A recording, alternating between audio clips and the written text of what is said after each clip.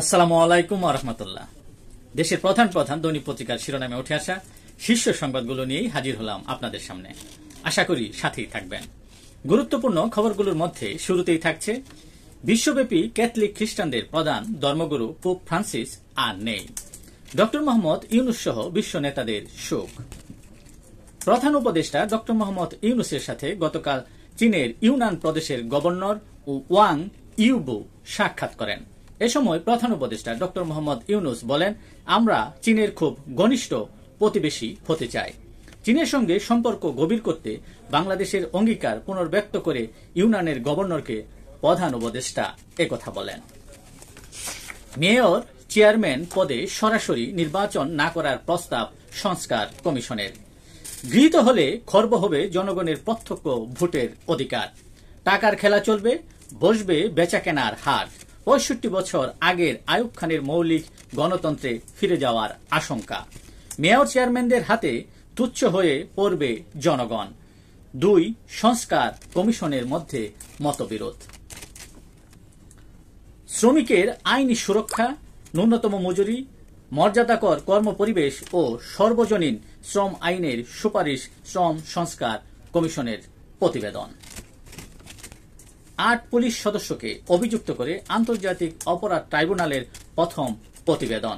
শিগগিরই আনুষ্ঠানিক অভিযোগ দেয়া হবে। সেনাপ্রধান জেনারেল ওয়াকারুজ্জামানের সাথে সৌজন্য সাক্ষাৎ করেন জাতিসংঘের আন্ডার সেক্রেটারি জেনারেল জা পিয়ের। নির্বাচন নিয়ে ভিন্ন ভিন্ন মত।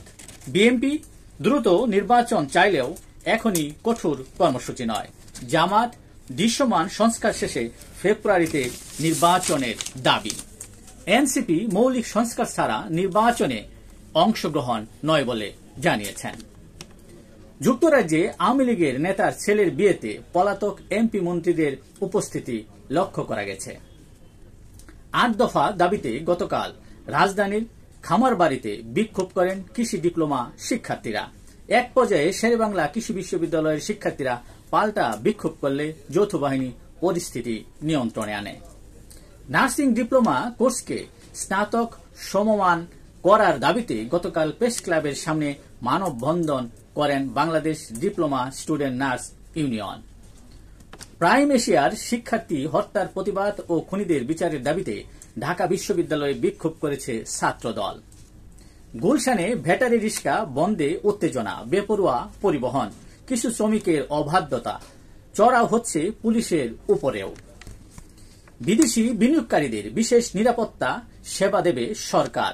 তাৎক্ষণিক সাড়া দিতে আলাদা হটলাইন চালু করবে পুলিশ। নতুন প্রতিরোধ পরিকল্পনা নিয়েছে বিডা। ঈদের পর এখনো চালু হয়নি 11 গার্মেন্টস। বর্তমানে খোলা রাখার হার 99.48%। এসব কারখানার শ্রমিকরা অনিশ্চয়তায় দিন কাটাচ্ছেন। বাংলাদেশের 10 কিলোমিটার ভেতরে আরাকান আর্মির জলকেলি উৎসব পালন। বিজিবির উপস্থিতি থাকলেও ছিল সম্পূর্ণ নিষ্ক্রিয়। বাংলাদেশের সার্বভৌমত্ব রক্ষায় এমন নিষ্ক্রিয়তা নিয়ে প্রশ্নবিদ্ধ সরকার।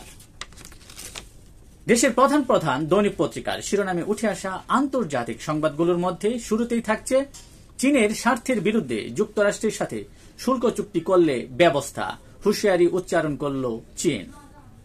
রাশিয়া ইউক্রেন যুদ্ধবিরতি চুক্তি এই সপ্তাহেই বলে আশাবাদ ব্যক্ত করেছেন মার্কিন প্রেসিডেন্ট ডোনাল্ড ট্রাম্প। যুদ্ধবিরতি শেষে ইউক্রেনে রুশ হামলা অব্যাহত। গার্ডিয়ানের প্রতিবেদন, ফিলিস্তিনিদের করুণ চিত্র। গাজায় বোমার চেয়ে বেশি ভয়ঙ্কর হয়ে উঠছে ক্ষুধা। ফিলিস্তিনিরা ভয়াবহ অবিচারের মুখোমুখি বলে মন্তব্য করেছেন মিশরের কপ্টিক পোপ। এই ছিল দেশের প্রধান প্রধান দৈনিক পত্রিকার শিরোনামে উঠে আসা শীর্ষ সংবাদ, যা নিয়ে এতক্ষণ আপনাদের মাঝে উপস্থিত ছিলাম। আশা করি আপনাদের ভালোই লেগেছে। সার্বিক খবরের বিবেচনায় যদি আপনাদের কোনো অভিমত, অভিব্যক্তি, সমালোচনা কিংবা কোনো পরামর্শ থেকে থাকে তাহলে অবশ্যই কমেন্টসে জানাবেন। আপনাদের কমেন্টসের প্রত্যাশায় আজকের মতো এখানে বিদায় নিচ্ছি। আবারও দেখা হবে আগামীকাল ঠিক একইভাবে। সে পর্যন্ত অবশ্যই ভালো থাকবেন, সুস্থ থাকবেন। আসসালামু আলাইকুম ওয়া রাহমাতুল্লাহ।